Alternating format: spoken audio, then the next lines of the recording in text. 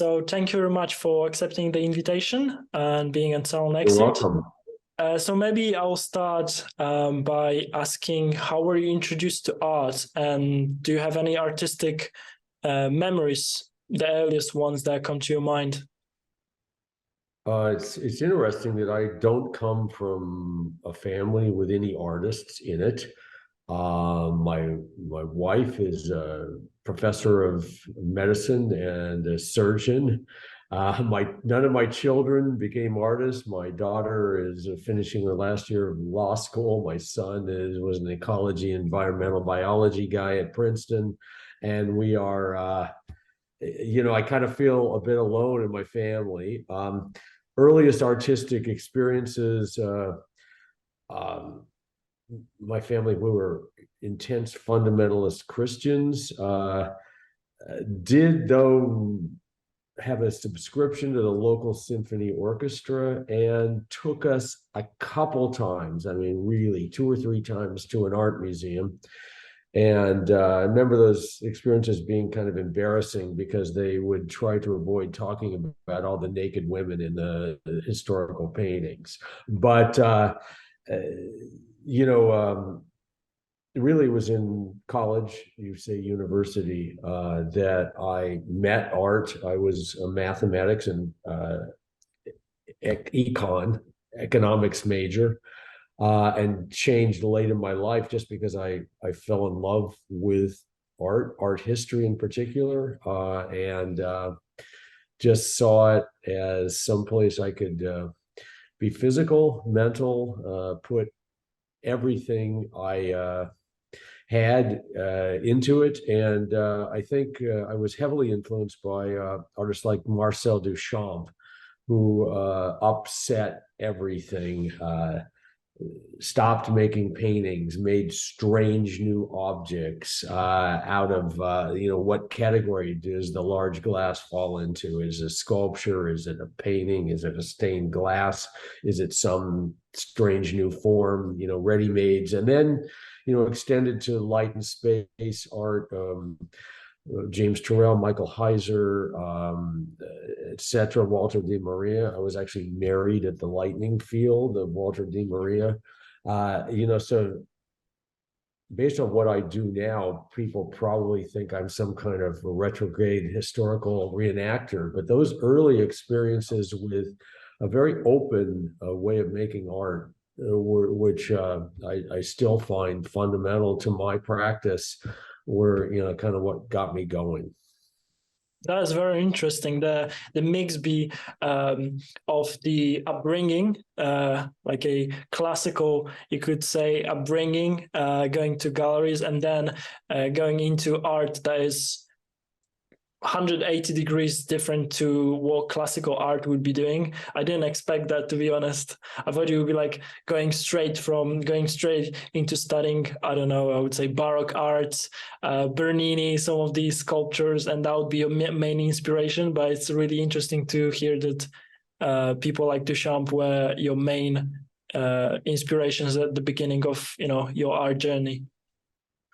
Yeah, and even when I got to New York in the late 1970s, the artists I fell in with or just met were kind of late minimalist painters primarily.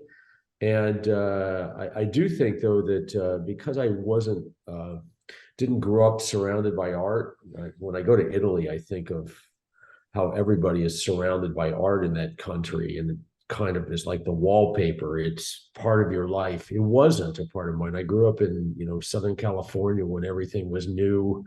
All the houses around me were 5 years old. And I just kind of felt like when I finally started to formally get introduced to art in college, I wasn't familiar with it, so I almost analyzed it scientifically. And I went to the Los Angeles County Museum of Art. The professor had assigned us, I think, 6 or 7 works we could look at and write an essay about. And I chose a Picasso still life, kind of synthetic cubism period. And I remember I felt like I had very little time. I'd driven all the way to Los Angeles on my motorcycle, I remember, and from where I went to college, which was, 30, 40 miles away. And I had to record all my thoughts and what was going on. And so I decided to diagram the artwork, to just make a drawing of it with lots of arrows. Look, there are hairs from Picasso's brush stuck in the paint here. Look, this is here. The frame is like this. And I think that approach, even from the beginning, has carried through to this day, not accepting that art is what we do, not like analyzing what the objects are, how they're attached to a wall if they're a painting, how they present themselves in space, how light hits them. Very phenomenological way to look at art, not so steeped originally in mythology and the classical content of what's being depicted, more analyzing the object in front of me. And that approach really is there today. It's even though the form of my work, like you were saying, looks like Baroque, classical sources and so on, I look at those as bizarre, strange objects made by humans over a couple millennia. What are they? Why do we do those? Why have they existed? Why do they persist? And pervade our thinking. And then of course, being raised a fundamentalist Christian, I know all the biblical stories. So maybe that was something that I was kind of past. I was one of the few guys in an art history class that, know the story of Jacob and Esau and the children of Israel and memorized huge passages. So I wasn't interested so much in the depiction of that stuff. It was, again, more what those objects were like and why the artist chose to make the decisions they did. Okay, I rambled on a lot there, but. No, that's really interesting and fascinating.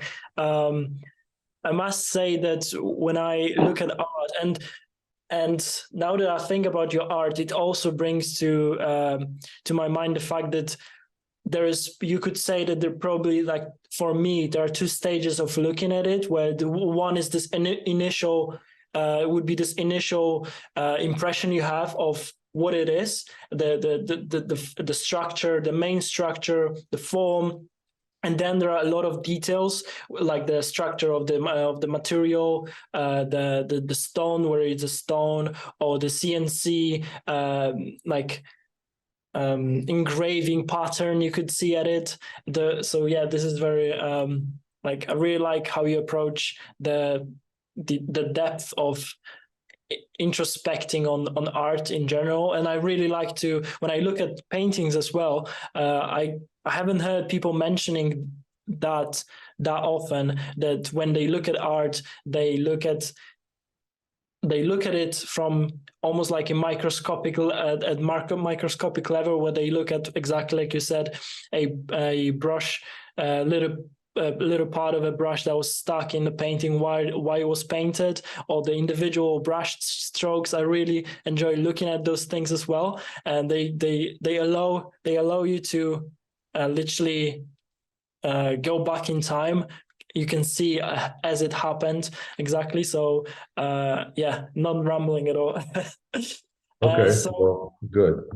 I've heard about you saying that in one of your interviews, and it is when utilizing the other artist endpoint, which is the whole sculpture, for example, as your own starting point. Have you ever considered your own art becoming someone else's artistic starting point?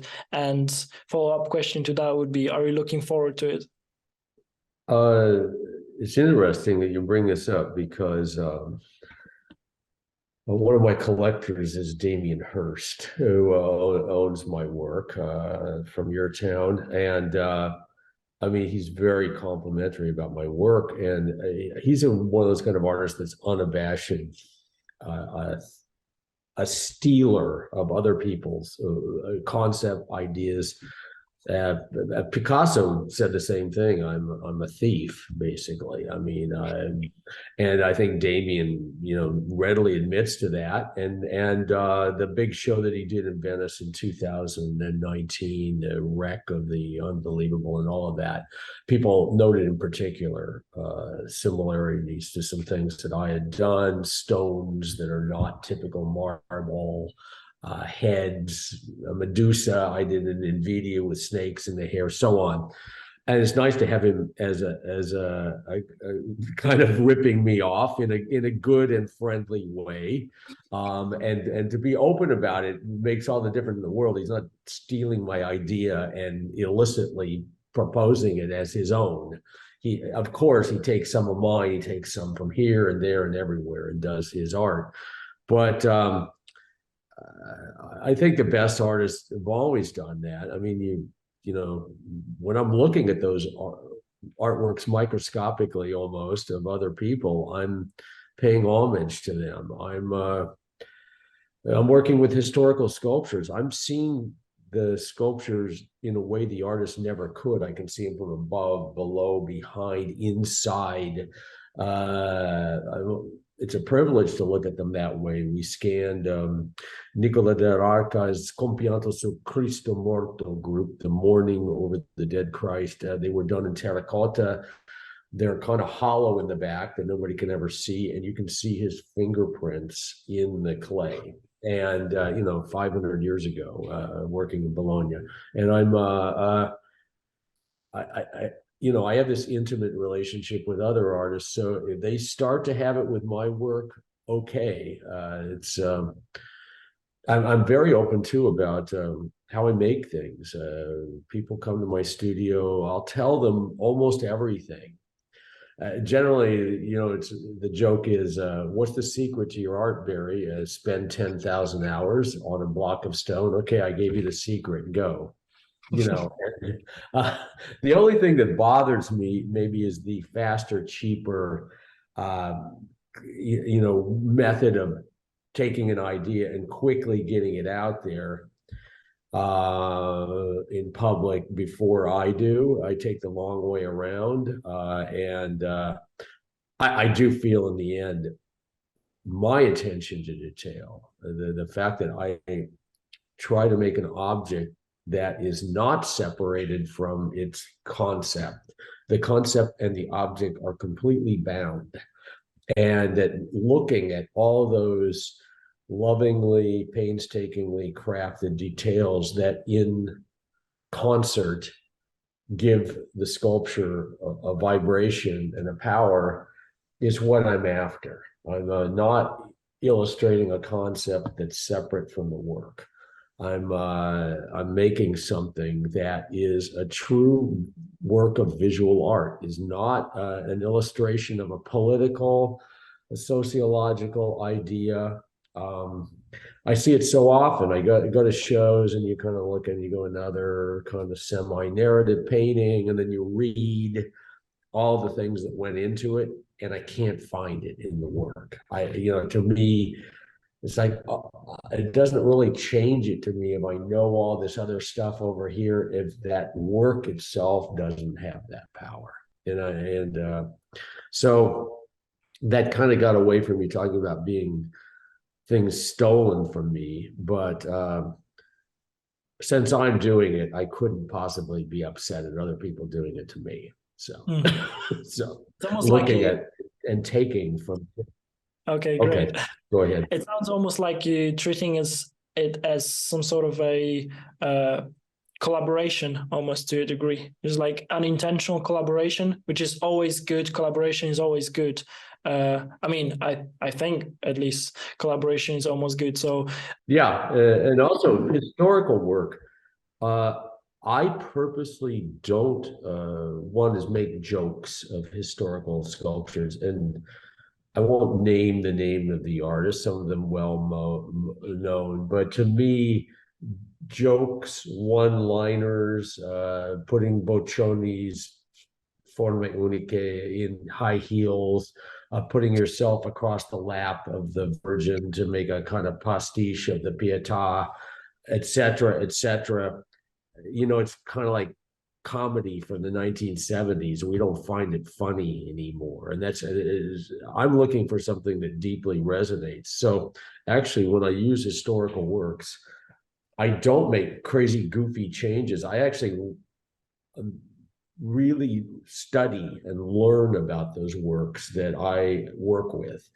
And my attempt is to keep all the power that they have and add to it.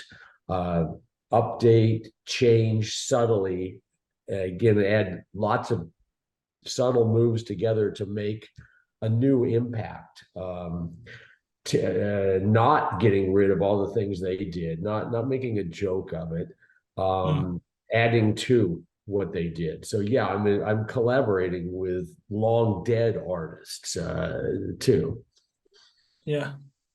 Yeah, I guess that's kind of relates a little bit to your opinion of people grabbing ideas and throwing them as quickly as possible to the public just for grabbing their attention. So that would be working against that, which is yeah.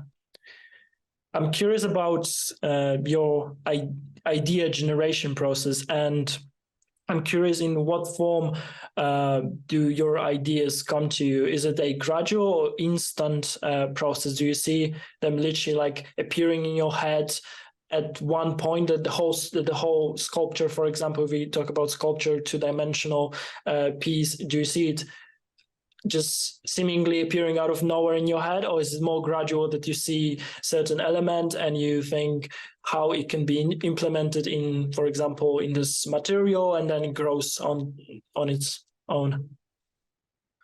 I would say it's quite gradual and it comes together over time. The fact that I do 3D scanning, that often is a beginning point. I'm attracted to particular historical artworks, but I really don't have an idea where I'm going to go from there with it. And I start with just the facts, which is the miracle of 3D scanning, unlike prior works d'après, after. You go to museums and you see people sketching, they're setting up easels, copying. I mean, this has been the starting point for everything from Michelangelo's take on Martin Schongauer's Temptation of St. Anthony, to Picasso doing his riff on Velázquez and so on. But always from the get-go, from the beginning, there was interpretation. What digital scanning is just this cold analytical way of taking the data.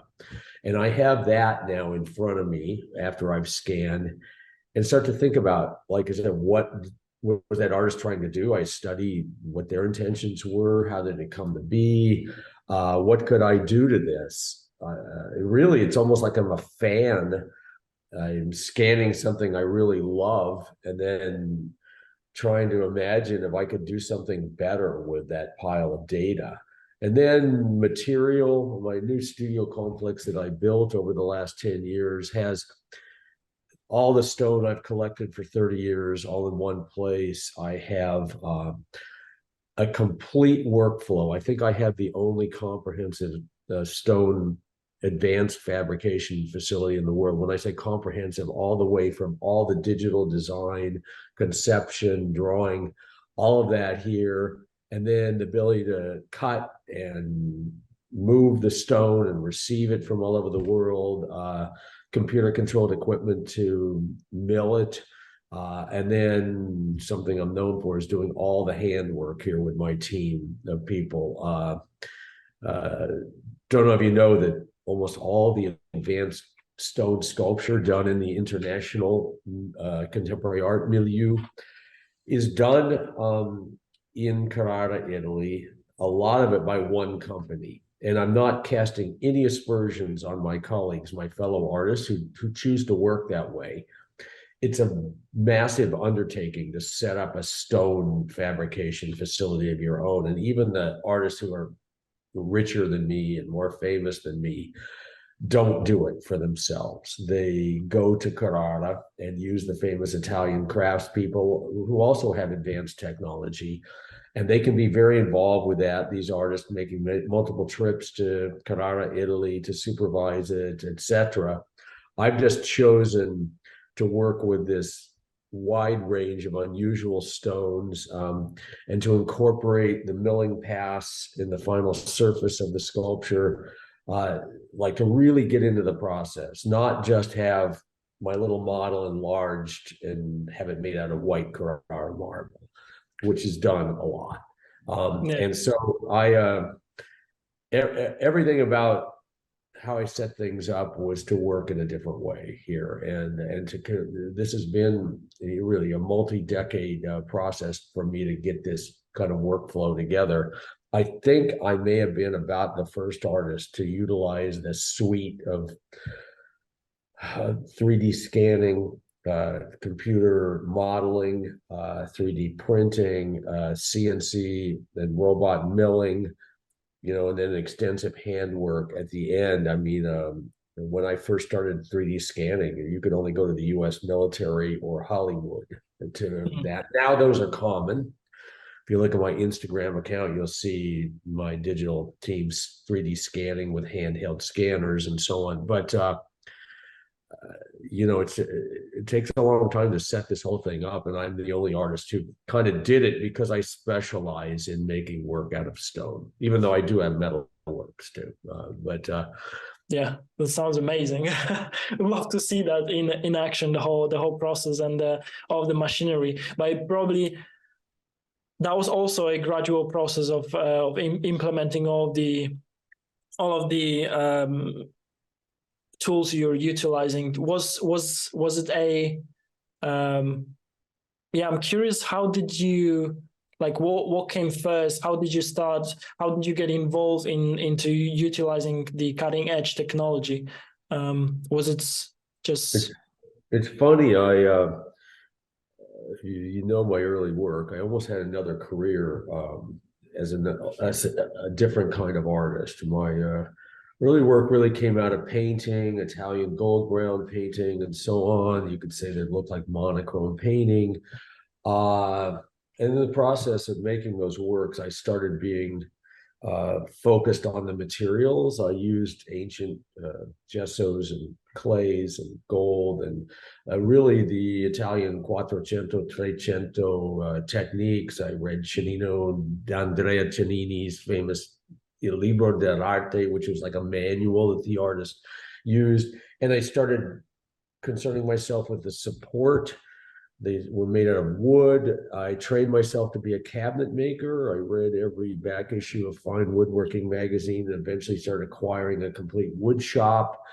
And then just my work started to move to a point where it came off the wall. Then I was officially a sculptor, and I needed more tools to work in a 3D way.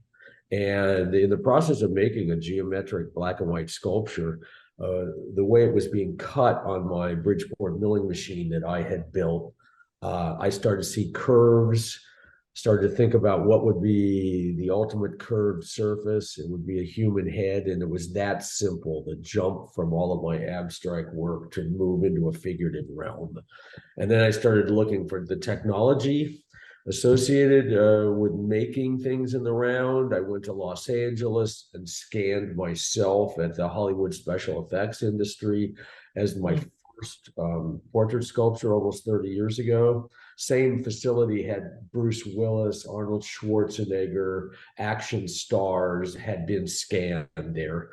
And then I found a facility where all of that technology was linked to fabricating stone. It was a facility started by J. Seward Johnson, who is an heir to scion of the Johnson and Johnson family, of the famous American, medical equipment company. He built this whole facility, and nobody had figured out how to use it. He bought all the most advanced Italian equipment at the urging of a friend of mine, the guy who later became my friend. And I went down to find out about 3D scanning capabilities they had, and saw that all of that technology was harnessed to producing advanced stone sculptures.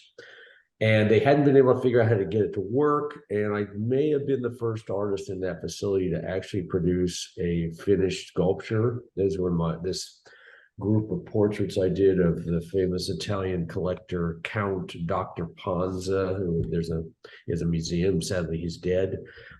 And from there, it was just stone sculpture. I started playing with those machines, made 40 portrait sculptures, and then eventually my masterpiece sculptures. And then that facility met its demise, and it led to the creation of my current place, which is, I kind of took the greatest hits of all the places I'd ever worked in Italy, there, other facilities, and built my own studio.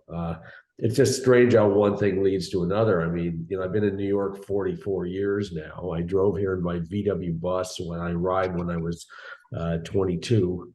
And just one thing after another. And here I am making stone sculptures with kind of advanced technology. Go figure. You never could have charted that path out of where I came from. So what you just said about art, it kind of what you said works against what I always thought about cutting edge artists and big artists across the history. I always thought that biggest artists were the artists who were doing something that would go against the grain of what was happening at their time of creating art. But when you think about it, as you said, they would always use what would, I think, more clearly connect them together, those artistic peaks of personalities, is that they would be all using the latest technologies, the latest and the cutting edge technologies. Going back once again to like Baroque, Caravaggio using the light of like almost camera obscura, then Impressionism, the latest scientific discoveries of light, then coming to 21st century and people doing NFTs and using the like yourself, the latest technologies. It's really eye-opening and really interesting that you mentioned that. It's funny that you're talking about that, because there's some romantic vision of Michelangelo and the Renaissance, him freeing the sculpture from the stone. I mean, he worked in a very organized way with models. He invented ways to enlarge them that were very close to pre-digital CAT scanning, water bath method with all these ways to measure. Canova invented the famous pointing up system that sculptors still use to this day. Why? I don't know, because, whenever you talk about robot being involved, first of all, we use one, but I have a couple of sculptures downstairs in the shop that are studio that have 10,000 hours of handwork. So it's not like I press print and the robot makes the sculpture and I stand there with my arm around it. Look at me. No, it's a combo. But I feel that all those historical artists would be super enthusiastic about the technology that's available now. I mean, it was brute labor to hack away all that stone to get down to the figure. I mean, the robot at its very least does that. It's I think artist Brunelleschi, I mean, the making of the Duomo in Florence, building that dome to bridge that incredible oculus that was left there for more than 100 years because they technologically couldn't figure out how to bridge it. And he came up with the double wall kind of herringbone construction. Brilliant technological leap. He invented all the machines for cranking things up and down with a kind of transmission so that the oxen would only have to go in one direction and not reverse, would save time. He could crank the lunches up to the guys. He had designed little stoves to cook stuff up on the scaffolding to make things work. I mean, people have this crazy vision of artists standing there with just a chisel, just a hammer, and a block of stone and going at no. It's never gone on that way. And the idea that you're afraid of technology, artists have always embraced it, to get new images, new ways of making things. So maybe this is the right place to talk about this. It's funny for a guy who grew up in Southern California, which really influenced my way of being.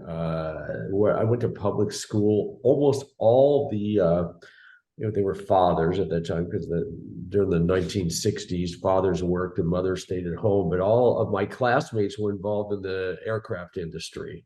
I mean, Los Angeles was, McDonnell Douglas, Aerojet General, Jet Propulsion Lab, Caltech, it was an aircrafty, advanced technology car town.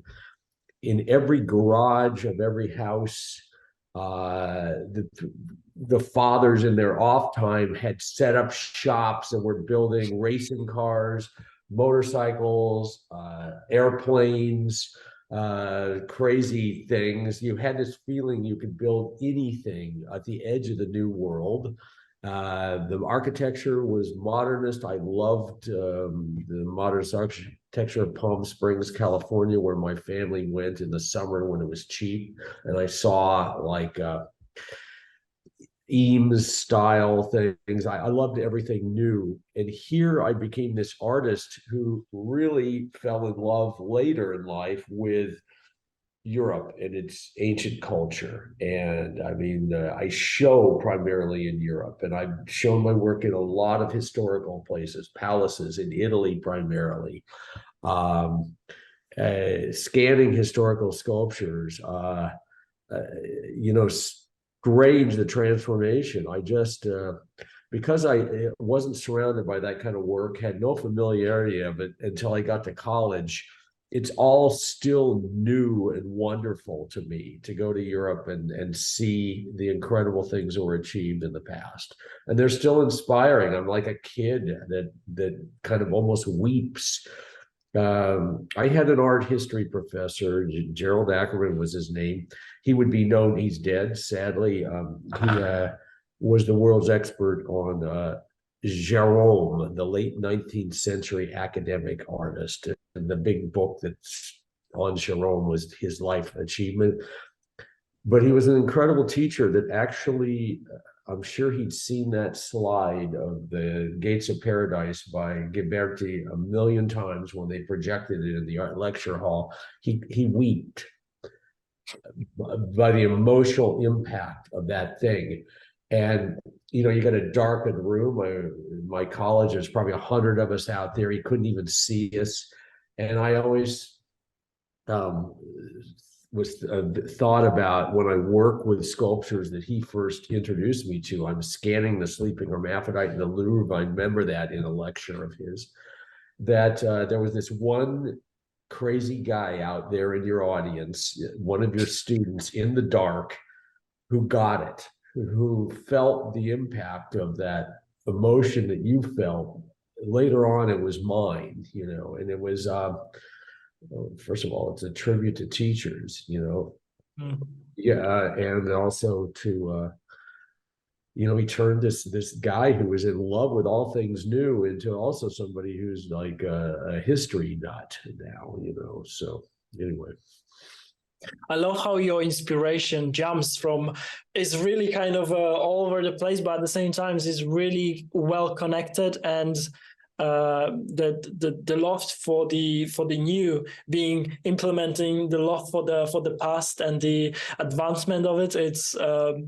It's really hard to grasp how you put it all together into being a usually art is either inspired by the latest and greatest what's happening, and then don't really link with other past, other kind of I would say like trends in history. So it's really nice to hear that, like how you linked those inspirations, the contemporary modern, the scene with the European beginnings of art in Europe. The art is currently happening as well.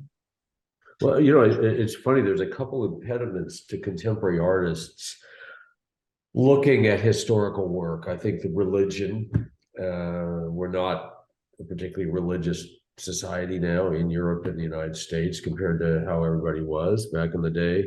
And so all those depictions of saints and godly figures is hard for contemporary artists to get around.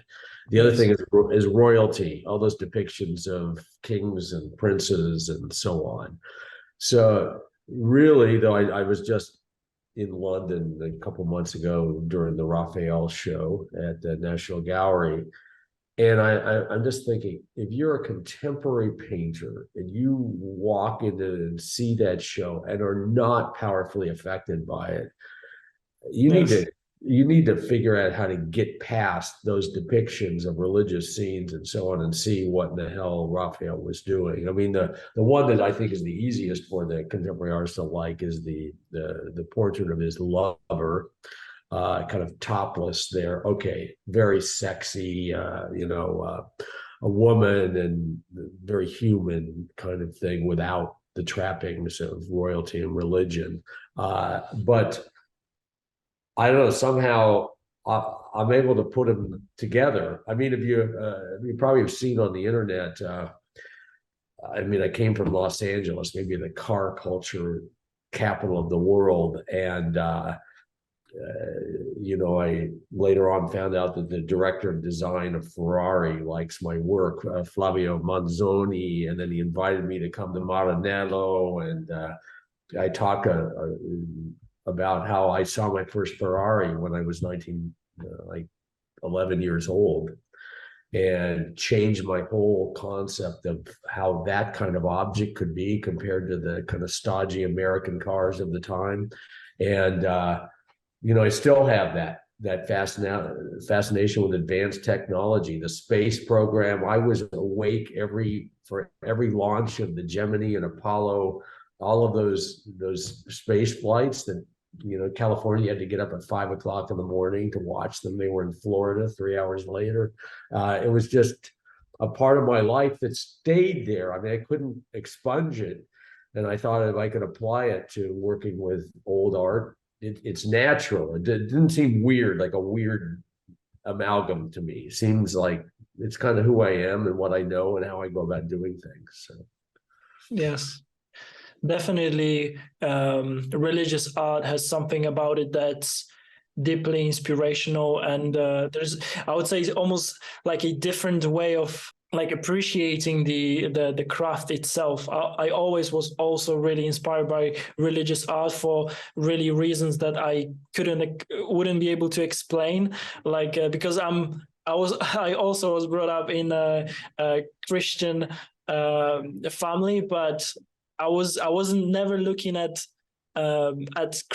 religious art from this perspective of religiosity and what it depicts, but what kind of emotions were poured into it. Maybe it was some sort of almost like a you could say advertisement for the religion at that time, so it had to be really top notch, thought through how to present it the best they could. But yeah, I really also can't imagine not being inspired by these scenes and art of that time. Well, and also you got to know that really my grandma and grandfather who raised me were ministers in this evangelical Methodist church, very severe kind of way of presenting religion. No images allowed in our churches. They were white boxes.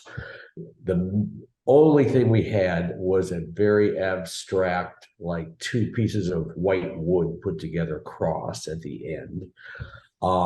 And there was this insipid picture of Jesus that was a kind of a Protestant thing that nobody really put much attention in the making. I think it was like a poster or a print in the lobby. That was it.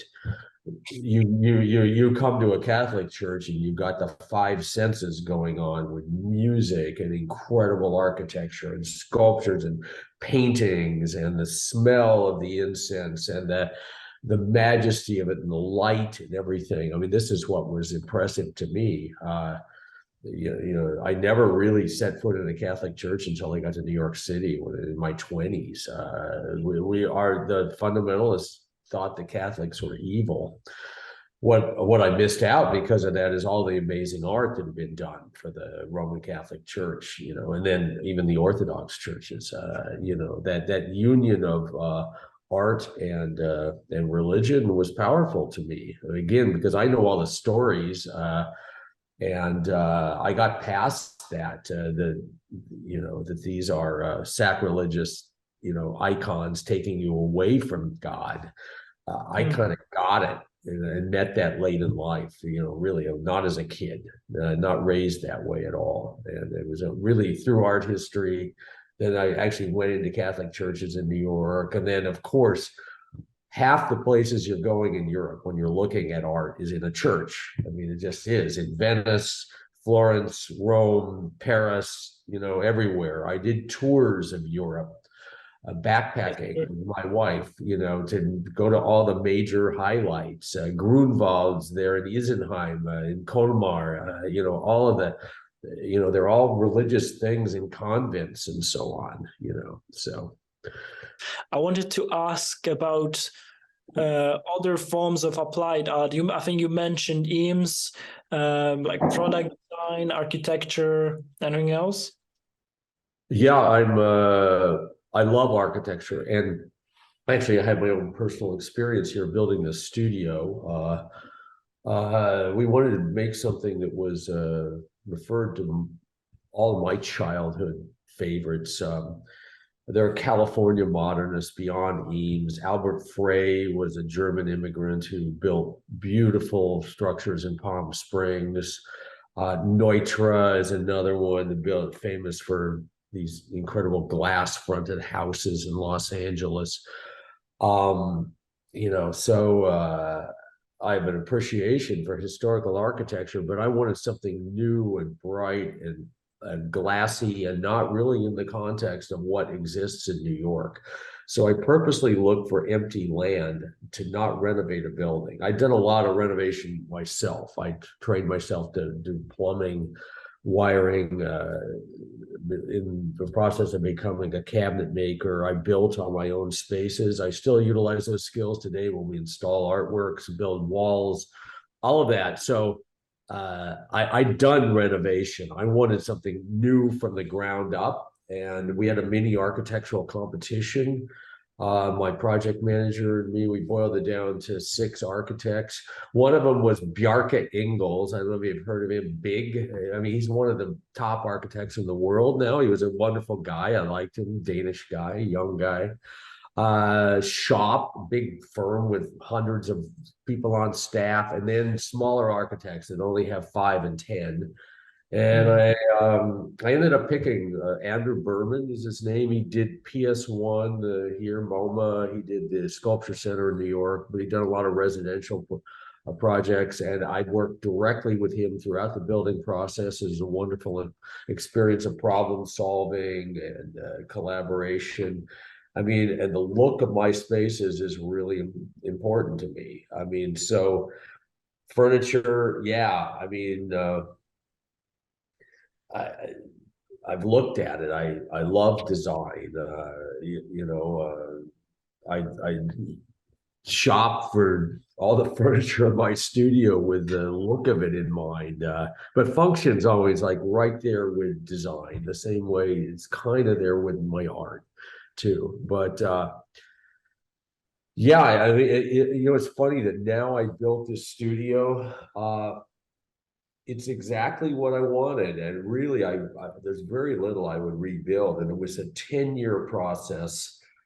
And I kind of almost feel like in my mind, I'm done with architecture. I got everything I wanted, and I just want to use the facility and make stuff in it. I never look at anybody else's apartment now and go, I wish I had that. No, I like mine better, etc. It's weird.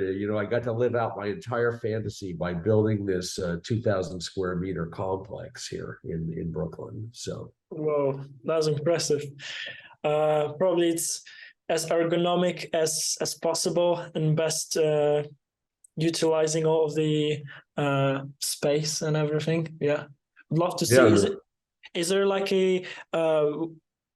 like a, I don't know, a video tour of it, or some way to for me to be able to see how it looks in general? I would Yeah, love to see. I think there's a Nasher Sculpture Center. When I had my show there in 2020, they did a virtual tour of my studio. I mean, yeah, it was on videos during the pandemic, of course. Mm. Um, yeah, if you look up my studio, you'll see it online. You'll find it a little bit, images here and there. But I think there are a few where I'm walking around and talking in the studio. But yeah, we again built it to be comprehensive. And the reason I wanted a smaller architect was uh, I found a guy who wanted to make a factory for the production of art that functioned really well. And there's no way he could know that workflow that I know. And Mm. he was very deferential to me. You know, we put this here because it's a central room that feeds all of these things, and we cut the thing here and it moves to here, and then we do that. I mean, it's not some design fantasy. It was built around its function as a place to make advanced art and how we receive things, measuring heights of every door so a truck could go in and you can pluck things out with the overhead cranes. And it was quite an engineering feat too. I'm about a block from the East River here, looking at Manhattan, the closest part of Brooklyn to Manhattan, and you go down a meter and you're in water. So it was like building in Venice, Italy. We had 210 15-meter long pilings, giant concrete grade beams, like underground walls, everything to support twin 20-ton bridge cranes and all the heavy equipment, everything we needed to do to build this studio. So it was, it's crazy again, because most artists in New York, you move into a space that exists, you kind of clean it up and you go to work. This Yeah. was like from the ground up, designing everything, all of the compressors and air and water filtration systems and everything that are needed for cutting stone and so on were all integrated into it. Drainage channels for all the robotic equipment. So when the water's pouring over them, it flows into a sump, is pumped through a water filtration system, is reused again. All, you know, sandblasting rooms, dust collection systems that hold walls that suck the dust away. I can say without hesitation that I have the cleanest stone shop in the world. People always comment on that. They're wondering where's all that stone dust going, and it's because we really work to design it to be clean. So I'm obsessive that way. So. Sounds like a dream studio to be honest. Like a Yeah, heaven of studios. it's a wonderful place to be, and the great thing is, I walk around. We have a whole wall with these Swiss aircraft hangar doors that are motorized. The entire wall opens up of a large room that has 10-meter ceilings, and Mm. you can work indoor, outdoors, in the middle of New York City, and in beautiful weather. I mean, we're just a couple times on my team, we're all working. I have 20 people working here, and I'm just going, isn't life great? I mean, what do you want? Beautiful facility, kind of outdoors, indoors, working on great projects. You know, I have 9 bathrooms, 3 kitchens in the complex. I tried to really take care of my staff, and they seem to really appreciate it. You know, it's like I said when I raised my kids, we're in a good cycle.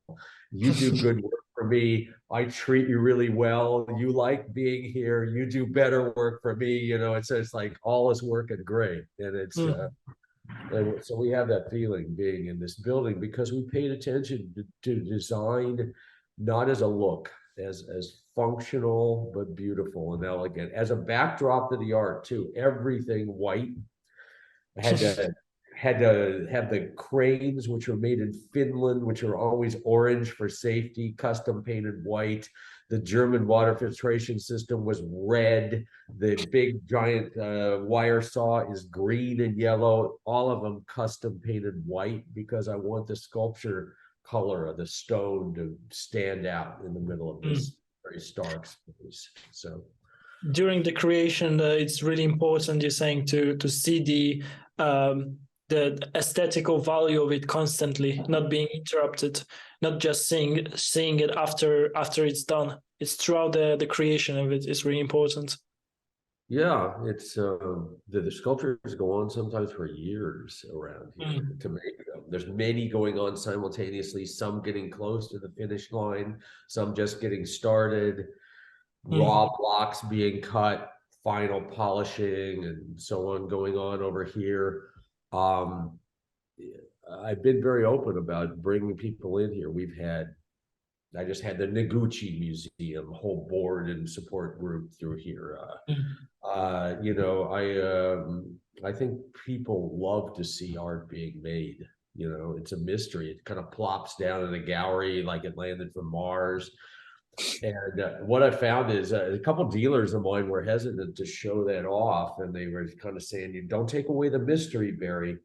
I've never had a visitor come and see the studio and see what we're doing here, have anything but more appreciation for what the artwork is. They go, really, holy shit, all that goes into it.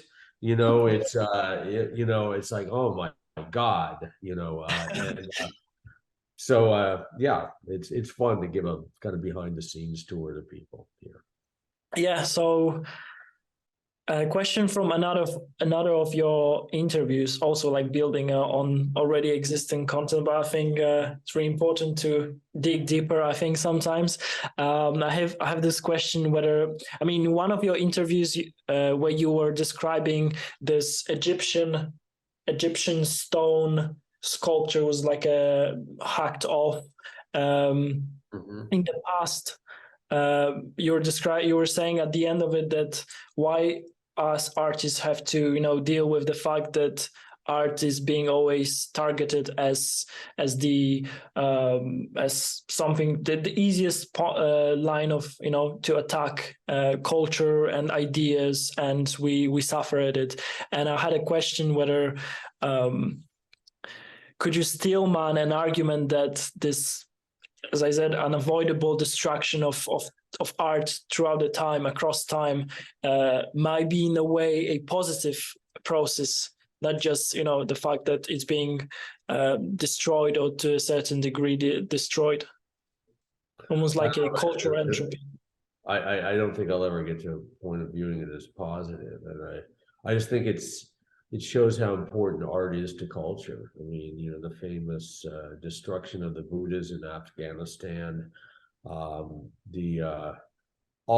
the iconoclasm that's gone on. I mean, you know, you change in the French Revolution from, you know, the first thing they do is attack kings and princes and hack at them. I mean, the religion changed in Egypt from this polytheistic to monotheistic for just a few years. King Tut and everything was in that brief Amarna period of monotheism. And the minute they bring back the other religion, hack and destroy all those.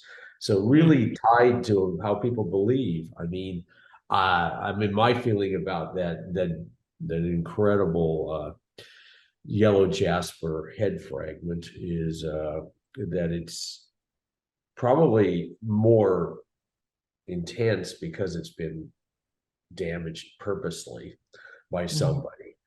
And I was just talking to Carlos Picon, who is the longtime director of Greek and Roman at the Met, and he knows that piece well too. I chose it in this series where they invited contemporary artists to come to the Met and choose your favorite work.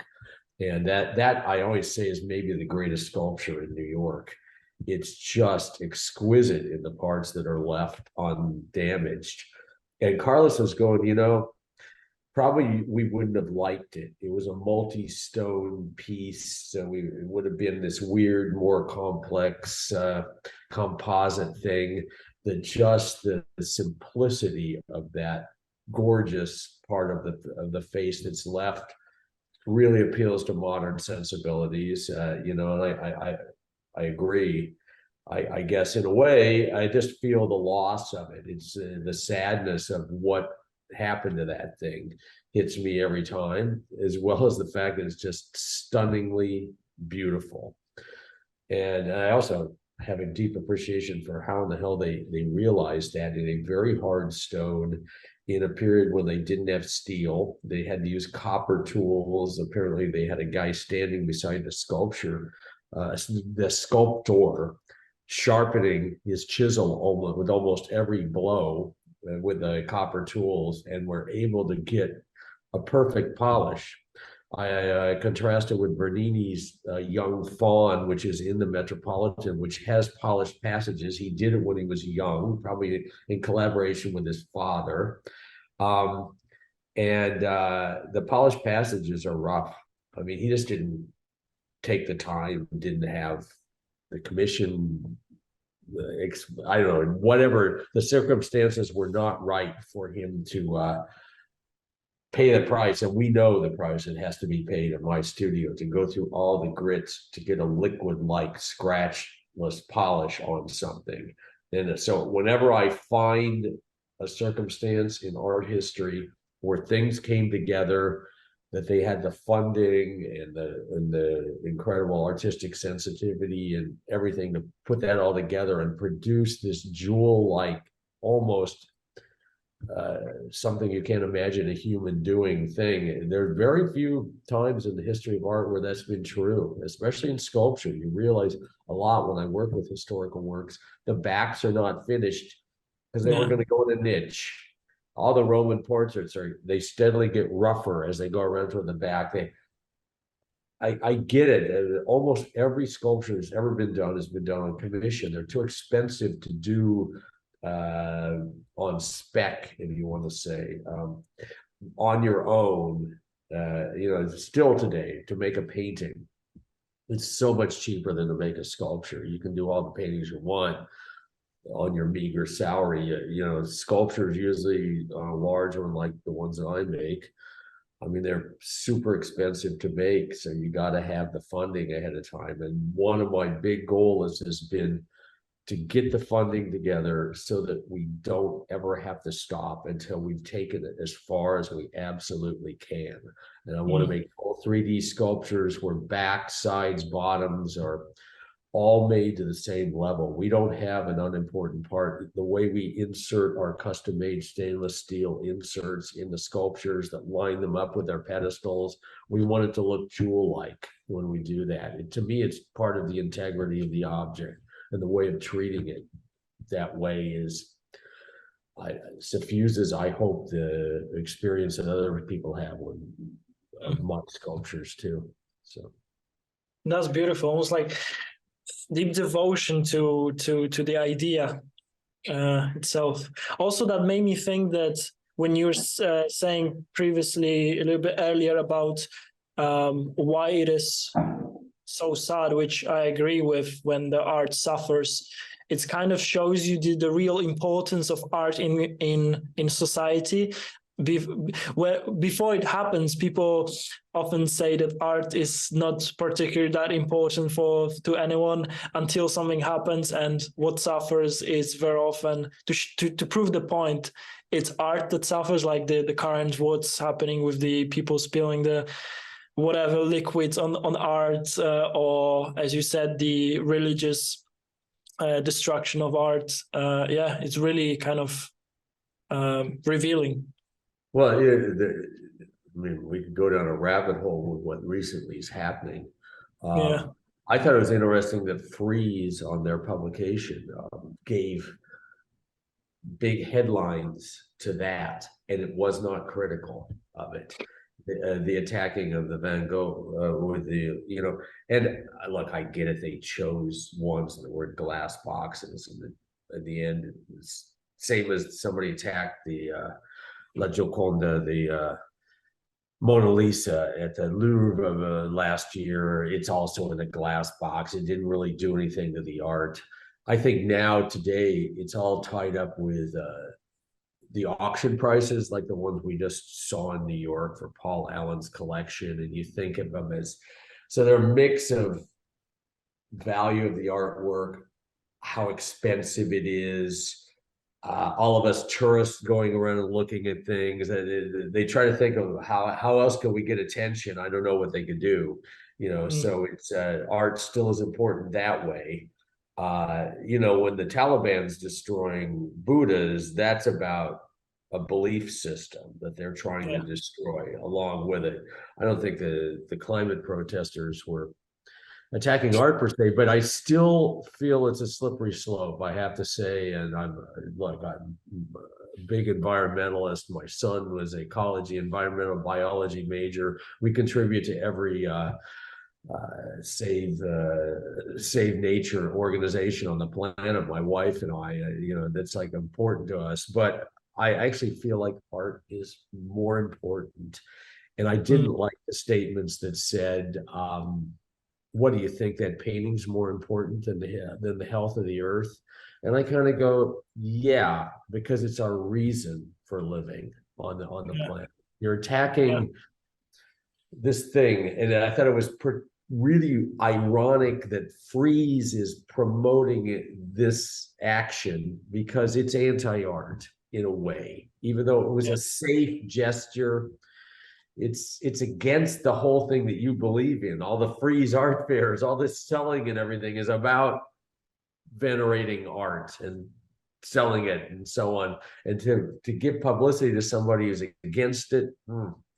I mean, there's the artist Tony Shafrazi. He was an artist, then he became a dealer. He's the guy who graffitied on Picasso's Guernica back in the day. Big orange spray paint. He apparently thought it was safe because there was varnish on it. But, I don't know what his message was at that time, when he was protesting. I think it was really a gesture of just anarchy or something. And I just go, I'm not in favor of that. I'm not the crazy guy who attacked Michelangelo's Pietà and knocked the nose off back in the 70s. Sorry, that's not allowed. Whatever how strong and you feel, however important it is, there's one thing we protect, because we're all influenced by those wonderful works of art that have come down over thousands of years.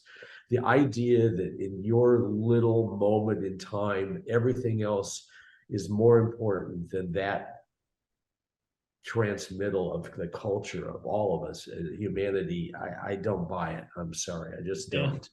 I think you could stand outside the museum and do crazy actions and so on, probably get as much attention, and not because the next person won't be so careful by picking a painting that's got a glass box on it, so. As you said, it might be slippery slope. It might spiral into something much worse than that.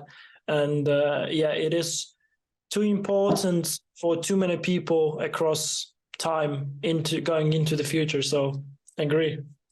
I mean, there's existence and there's why we live, and the joy and the great purpose of life. And I have this really high opinion of what art is. It's up there with saving the planet. That's for damn sure. It's the reason we want to have a planet, is to do incredible art.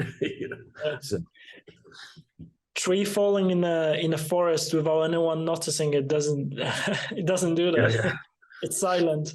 So it's the same with acknowledging the world around us and making art to pay a tribute to it. So the main feature of the conversation, which is the perfect forms, a piece based on the unique forms of continuity in space by the Umberto Boccioni. I wanted to go into it by asking some technical questions at the beginning, and maybe then we can go into a little bit more depth into why you created it. And so how did you decide on the size of it? Because it's kind of like, I'm not sure if it corresponds directly to the size of the one that you were basing it on. I've made a couple in a couple different sizes. So yeah, I could Okay, go on different sizes. forever about this work, but I love futurism. At the same time, I was talking about Picasso, analytic cubism, Duchamp, and so on. I love the radicality of futurism. And one of my big supporters, Laura Mattioli, who founded the Center for Italian Modern Art in New York, and is inherited the greatest collection of Italian modernism. It was formerly at the Peggy Guggenheim in Venice. Now it's at the Museo Novecento, which is the 20th century museum in the Piazza del Duomo in Milano. Great works by Boccioni, Carrà, Severini, etc. And she's very close to that. Her father was a friend of all of the futurists.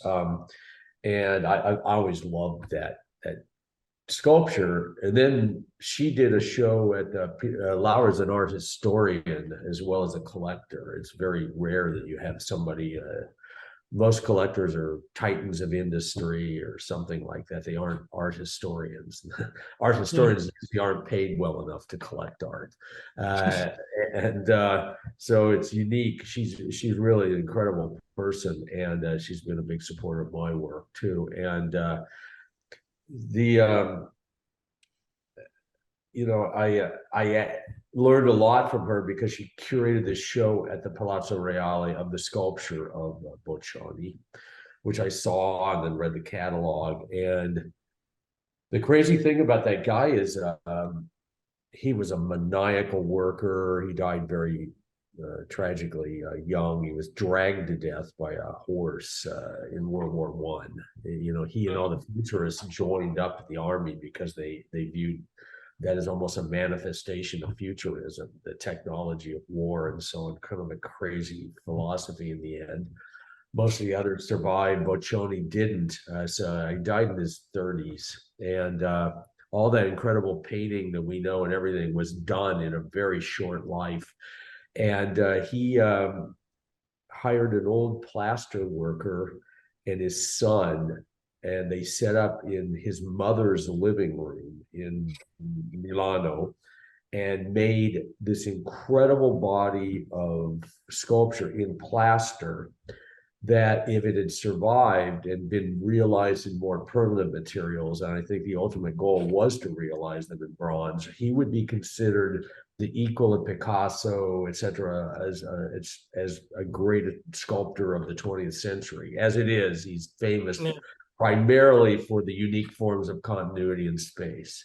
But there's all these other really amazing things with windows and real objects stuck through plaster. He had a show of them in Paris. The Italians always say the French were biased against them in modernism, and so it was rejected. This show, it was not a success, and the plasters were stored in a bad place that was open to the weather and were mostly lost. They got wet and so on. So we really only have 3 plasters by Boccioni. He never made a bronze in his life. That one that we have at everything from the Tate to Museum of Modern Art, there's like a bunch of them were all posthumous casts done many years after he died by either his family or by Marinetti, the famous theoretician of futurism. So the plaster exists in Sao Paulo, Brazil, badly damaged, multiple times restored. It sounds like it's been broken. But I, through Laura and her friends at the Guggenheim, got the actual dimensions of that work. And turns out it's larger than any of the Boccionis you see. I mean, the casting process, things shrink every time 3%. And if you cast, you make second and third generation casts, which are making molds of the bronze and then making the next one. They start to become miniatures. 3% doesn't sound like much, but volumetrically, that's like 25%. So the piece we have at MoMA, which is maybe the most famous one, I forgot who cast that one. first of all, the chasing is not very good. The actual, there's always chasing that goes on for, I mean, Cellini talks about that with the Perseus. I mean, a year or two of refining the details after it comes out of the molding process, the casting process. So not chasing, right? I'm not sure if I knew what chasing was. Chasing is what they call just the hand filing and chiseling off of, in the casting process, there's all those sprues for the bronze to be poured in and for the air to go out. So you got to cut all those off. You got to weld things together and file off the weld lines. There's tons of handwork. People always think bronze is like, make them all, pour the metal, done. No. And the chasing is everything. I mean,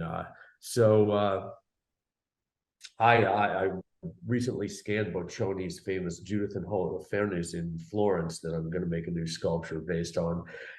They lost the bronze casting ability in the 1500 years between that and antiquity. And it took until the time of Cellini, about 100 years later in the 16th century, for them to finally be able to produce bronzes that were the equal of what even the Hellenistic Greeks could do. I mean, it's a tough process, but anyway, these bronzes, I never liked bronzes because they're copies. It's an indirect process. You make this plaster, then you make all these molds, and then you cast metal, which is, don't quote me on that because I may make a bronze someday and go against everything I'm saying. But doing it as yourself. Sorry for interrupting. If you do it by yourself, it's I would say it's the best way of doing it, rather than what happened to the Boccioni's one that was created long after he was dead. That kind of added to the final result not being that, I would say, original to the idea of the artist.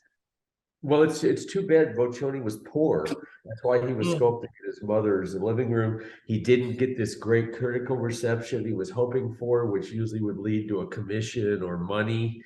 The circumstances didn't work out for him to be able to afford bronze casting. And then he died, and then all these plasters are lost.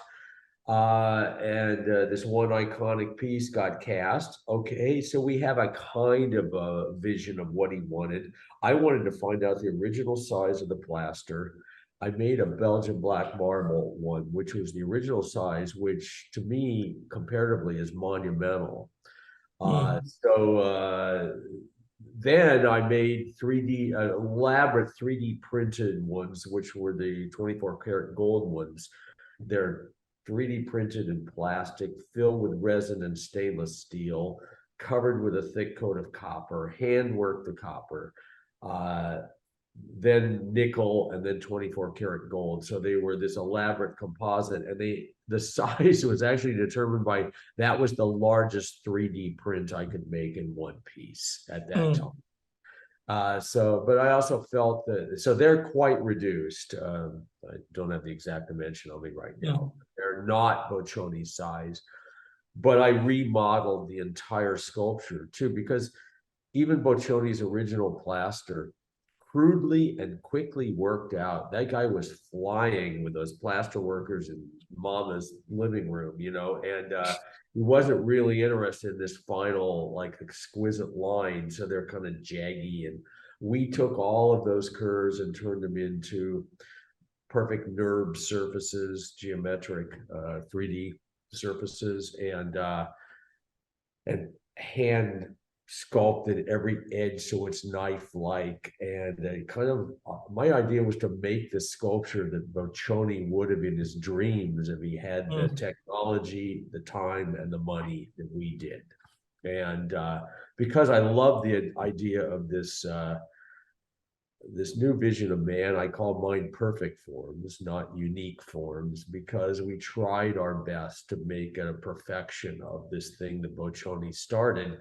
And it was, he never got to finish it. So it was a perfect project for me. It's like talking about collaborating. He got it to this point. I took it from there and took it to a higher level. So. That's There, amazing. there you go. Speaking about the form and perfectioning the form, have you, when you were making it, or even maybe before you started working on it, was there a limit kind of you set yourself to not to cross in, perfectioning the forms or changing the already existing forms? No, the only limit is how far we can go at the moment. If we look back at works we did 20 years ago, I always want to take them back and take them to today's level. We just get better. You can't, you're going to waste the rest of your life redoing your body of work, but not, I mean, they're pretty good. My 20-year-old, the old ones, it's kind of me and my assistants who can see those things. No, we put no limits. The funny thing is that it's crazy to support sculpture making that has so many hours of handwork. You can imagine paying 10,000 hours of very highly skilled labor on them. Makes them so expensive, they're difficult to sell and make a profit on.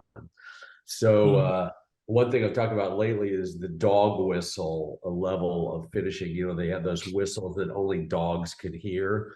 I feel like we got so good around here that we're like talking to ourselves with the level of crispness that nobody else possibly would know what the hell we're talking about, or would look at it and go, what do you mean the difference between those two? So we have to kind of get like real in the real world of human perception, or we could just take forever trying to make perfect knife edges on everything. So it's anyway.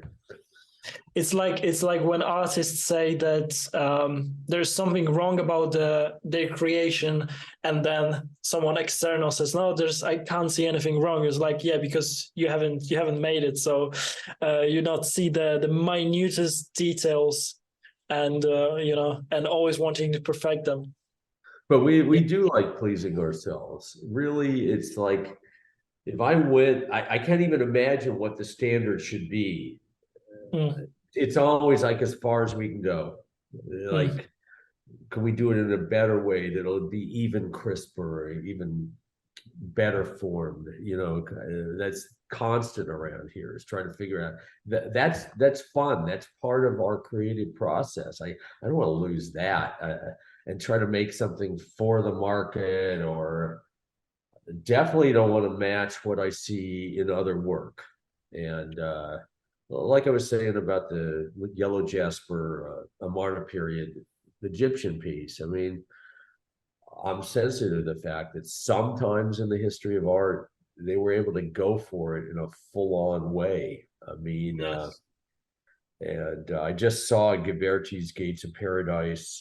My friends Gopion, an Italian display company, did the whole remounting of all of them. The Museo dell'Opera del Duomo, the Museum of the Works of the Cathedral, there in Florence, exquisitely presented. And Ghiberti spent basically his life on not very many projects because he brought them to an incredible finish level. And I simultaneously saw the Donatello show at the Bargello and at the Palazzo Strozzi. I mean, great, amazing artists, but very uneven in his finish level, I gotta say, as a sculptor. I mean, some of them not very well executed, others quite nicely executed. I think he had the ability to do it, just maybe the circumstances weren't always there to support him going crazy with the finish level. You look at the Ghibertis and they're like otherworldly, those Gates of Paradise. They're so friggin' perfect. And yeah, years and years on not so many panels. I mean, that's what it takes. And we all have this Picasso dating his paintings by the hour, kind of. That's how we produce art, and that's a great thing when you see it pulled off beautifully well. I always look for things completely different than what I do out in the world. I enjoy that. I love de Kooning. I'm very into the art of the moment and so on. I just am kind of proposing, what if we looked at things a completely different way and approached things a different way? What could you achieve? And hopefully people will appreciate that. is a different Mm. thing, that they could actually see the difference. A well-known collector in the world, one of the world's best, a really perceptive guy. This is a great guy, has one of the greatest collections of contemporary art in the world, asked me what I thought about these reliefs done by a well-known contemporary artist who I won't name. And I sent him back instead of a comment, I just sent him back a picture of one panel from Ghiberti's Gates of Paradise. And the collector said to me, "Barry, that's not fair."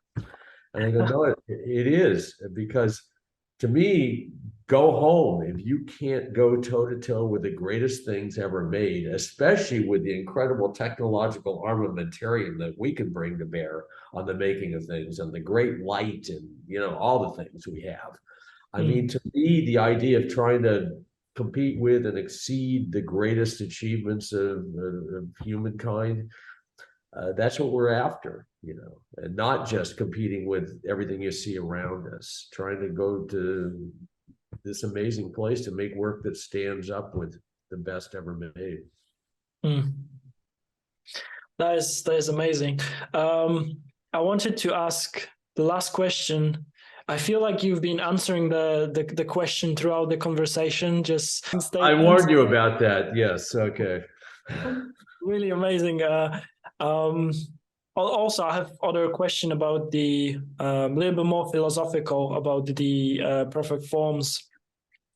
Is there a message you kind of feel like it will be carrying it into the future? The form itself, the perfect form, the sculpture.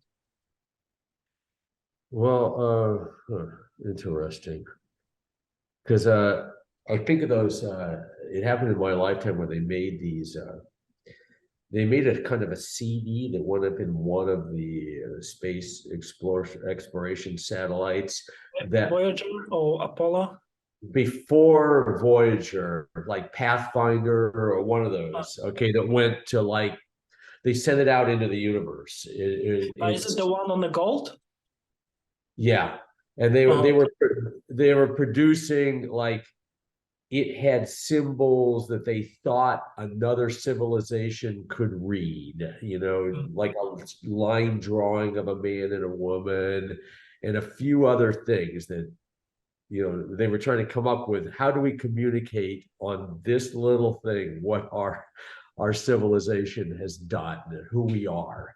And that always hit me. That was an interesting exercise for whoever did it. I think it was a bunch of NASA people came up with it. It wasn't like no artists involved, and which I also think is interesting. But I kind of feel like this Boccioni has become this universal idea of a person of the future. If you don't know the whole history of it, it's on the Italian version of the euro on the back of it. It's become almost part of everybody's consciousness.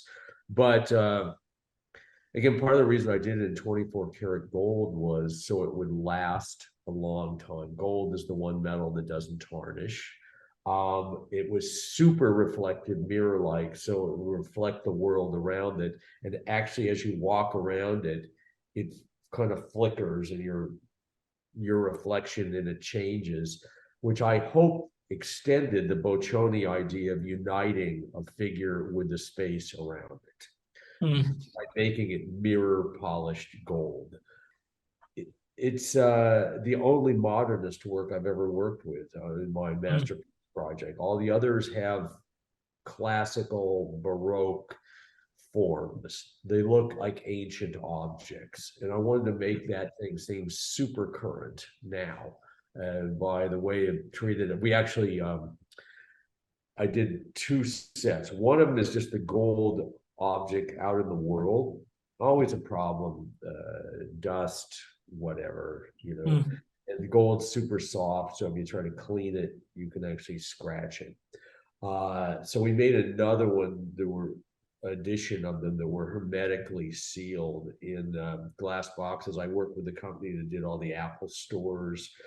Very nice, if I do say so, craftsmanship, perfect bubble-free joints. It's got a whole ventilation system that keeps it condensation from happening inside the box. We did all the woodwork and everything. I used my friend Jim Cooper, who did all of Donald Judd's furniture. We really went all out to make this container to keep that thing perfect and dust free and unlike Space everything. quality. Yeah, exactly. So anyway, that was extending that Boccioni idea as far as we could. So. That is amazing. It's building even more in me even bigger appreciation to this sculpture, and I love it. Thank you.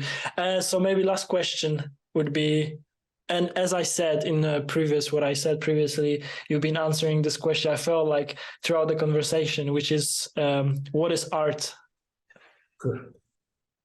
Boy, the answer I always give is the best thing that humans could do. I mean, I have this really high opinion of it because of how it changed my life. I could have been a boring mathematician or economist or something, and this vision of everything coming together. First of all, I got tired of sitting in a room all day reading my microeconomic theory textbook. I felt like art was going to be physical and mental, and thoughtful action, everything. I also thought art could be everything. That the idea that you would make paintings, I think, again, with the Duchamp example, abandoning painting, that that appealed to me. That if you're having, like, I've had a couple assistants work for me, said, I don't know, I'm just not excited by my own work anymore. I go, well, change it, do something completely different and call it art. Don't feel like art is not confining at all. If you define art to me as rectangles of stretched cloth with paint on it, or it's just a few things to make sculptures, to me that's boring. I just felt like I could quit at any time doing what I'm doing now, do something that's completely different, like I did when I made the move to stone sculpture from what I did before. Most people can't even recognize it as the same artist.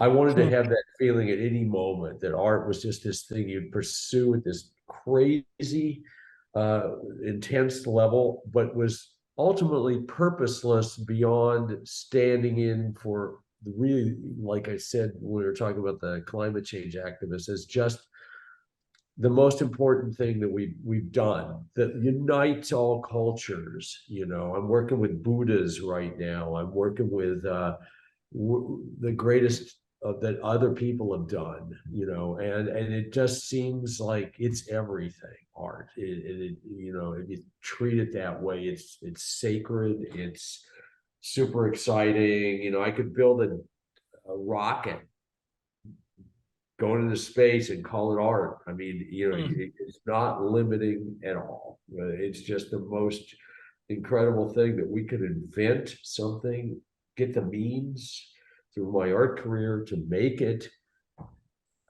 It's great. It's like having an R&D lab that goes on all the time, and just new stuff pops out of it just because it's exciting to us. And then we find out that other people actually like what we do too. So that is very well put. Amazing. okay. Thank you very much for answering this question. I could go for another couple of hours probably. There's so many tangents I would like to tackle, but maybe I guess next time, if we ever to speak again. You're in London, right? Yeah, in London. Yeah, This is funny thing that just yesterday we're talking about a show in London. It would be a big place that you would know, but I can't talk about it. that's fine. No worries. Yeah, so maybe we'll meet if that happens. So Definitely. Have all a right, it great was day. fun. All right, see ya. Cheers. Bye bye.